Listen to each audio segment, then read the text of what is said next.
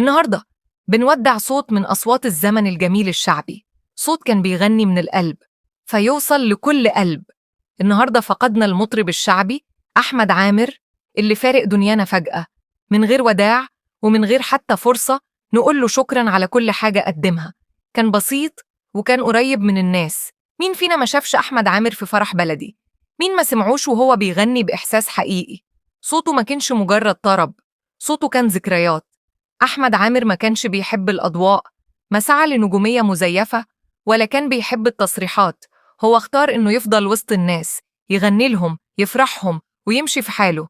أغانيه الشعبية كانت من نبض الشارع، الشارع اللي فيه الفرحة والدمعة والجدعنة، وغنى للغلبان قبل ما يغني للغني.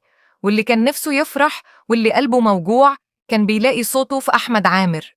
النهاردة الوسط الفني اتكسر فيه ضلع كبير، عدد كبير من الفنانين نعى أحمد عامر بكلمات مؤثرة. كلهم قالوا نفس الجملة: كان طيب، وكان صاحب صاحبه، وكان محترم. والموجع أكتر إن أحمد عامر رحل وهو لسه صغير ولسه عنده كتير يقدمه، بس الظاهر إن الله سبحانه وتعالى اختاره في وقت هو أدرى بيه. محدش كان مستني الخبر، بس الموت بيجي فجأة وبيفكرنا إن مفيش حد ضامن حاجة. كلنا ماشيين على الطريق، بس لما حد مننا يروح فجأة الألم بيبقى أكبر. أحمد عامر اللي غنى للفرحة النهاردة خلى قلوبنا موجوعة، بس هيفضل صوته عايش، وهنفضل نسمعه ونفتكره وندعيله كل مرة نسمع فيها نغمة من أغانيه.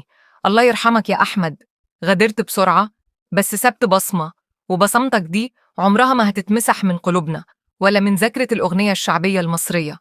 لو بتحب أحمد عامر شارك الفيديو ده وادعيله من قلبك، ومتنساش تعمل إعجاب واشتراك علشان نوصل صوت الحقيقة ونخلي ذكراه دايما حاضرة.